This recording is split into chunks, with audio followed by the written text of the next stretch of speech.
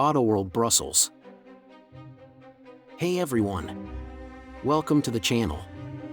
If you're new here, don't forget to hit that subscribe button and turn on the notifications because today, we're going on a massive ride. We're taking you on a full, long, detailed, insider tour of one of the most fascinating automobile museums in the world, AutoWorld Brussels. This place isn't just a museum, it's a time capsule. A breathtaking journey through the complete history of the automobile industry. From the very first steam-powered cars to the latest innovations in electric and autonomous vehicles, AutoWorld has it all. And today, I'll be your guide. We're going to explore every corner, every floor, every iconic model, all in glorious detail.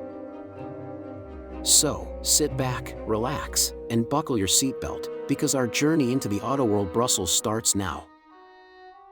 History and foundation of AutoWorld. Let's begin by understanding what AutoWorld is and how it came to be. AutoWorld is located in the iconic Parc du Cinquantenaire, a grand urban park in Brussels that was built in the late 19th century to commemorate the 50th anniversary of Belgium's independence. The museum itself is housed inside a massive, historical exhibition hall with stunning iron and glass architecture, originally designed for national and international exhibitions. AutoWorld opened its doors in 1986. The foundation of the museum is based on two legendary collections, one by Belgian car enthusiast Ghislain Mahé, and the other by businessman Charlie de Pauw.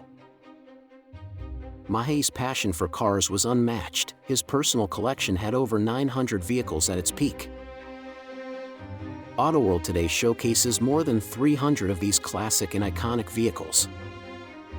The idea was not just to show off beautiful cars, but to educate, inspire, and celebrate the innovation and design that shaped the world. This museum captures more than 120 years of automotive history and presents it in a way that's accessible and exciting for everyone. The early years of automobiles. Alright, here we are in the earliest section of AutoWorld, dedicated to the birth of the automobile.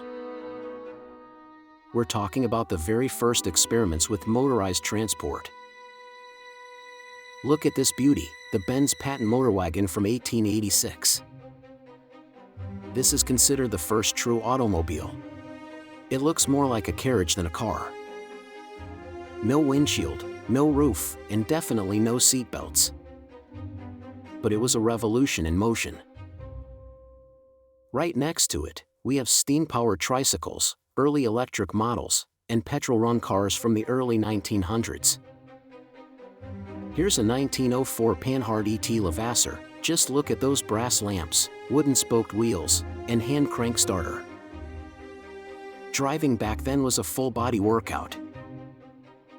This era tells the story of experimentation. Different power sources were being tested. Designs were evolving rapidly. Engineers and inventors across Europe and America were racing to shape the future of mobility. Pre-war elegance in engineering. As we move forward to the 1920s and 1930s, the automotive world enters what many call the golden age of motoring. Cars become more than machines, they become art. Take a look at this 1938 Delahaye. Sleek, luxurious, and powerful. It was the pride of French automotive engineering.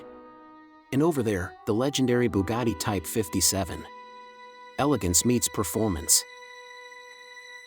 Each of these vehicles was handcrafted, and they reflect the character of the era, graceful, glamorous, and elite. This section also includes American luxury, like Packards, Cadillacs, and Lincolns. The bodies were massive. Chrome accents everywhere. Interiors with velvet and wood. But let's not forget the historical context. By the late 1930s, war was on the horizon. Vehicles began shifting toward utility. Military trucks, ambulances, and staff cars started dominating production lines. And AutoWorld brilliantly shows this transformation. You'll see military jeeps, armored vehicles, and early off-road engineering, all signaling a pivot from indulgence to necessity. Post-war reconstruction and the boom years. World War II ends, and humanity enters an era of rebuilding, both cities and dreams. And nothing reflects that better than the evolution of the automobile industry. Here's a Citroën 2CV, the umbrella on wheels. Cheap, simple, and beloved by millions. Next to it, the Fiat 500, Germany's VW Beetle, and Britain's Mini. These cars were designed for the working class. Small, affordable, and easy to maintain. But then, things explode. By the 1950s and 60s, cars become symbols of personal identity. Welcome to the world of American muscle and European performance. You've got the Chevrolet Bel Air, fins, chrome, and personality. The Ford Mustang, born in 1964, igniting the pony car era. And on the other side of the pond, Porsche 356, the first true sports car from Porsche. The Jaguar E-Type, often called the most beautiful car ever made. Supercars, innovation, and pop culture. Now we arrive in the 70s, 80s, and 90s, a time of wild innovation, bold designs, and cultural shifts. AutoWorld's collection here is jaw-dropping. The Ferrari Testarossa, Lamborghini Countach. These cars weren't just fast, they were loud, low, and in your face.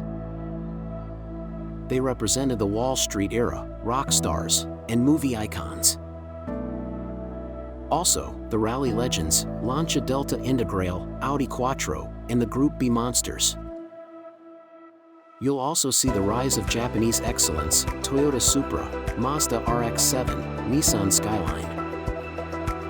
And of course, the 80s and 90s also bring in everyday heroes, the Volkswagen Golf GTI, Peugeot 205 GTI, Renault 5 Turbo, fun, fast, and practical. The modern era. Now we enter familiar territory. The 2000s to today. Cars become smarter, safer, and more efficient. We've got hybrid technology, like the Toyota Prius. Then fully electric innovations like the Tesla Model S. Here's a look at the Renault Zoe, a practical European EV for daily city drives. And AutoWorld has embraced this transformation. There are exhibits on climate-friendly vehicles, charging infrastructure, and how governments and automakers are transitioning toward net zero emissions. You'll also find concept cars that look like they belong in sci-fi films. Smooth lines, no steering wheels, transparent roofs, and AI-powered dashboards. The future isn't coming, it's here. Special exhibitions and interactive zones.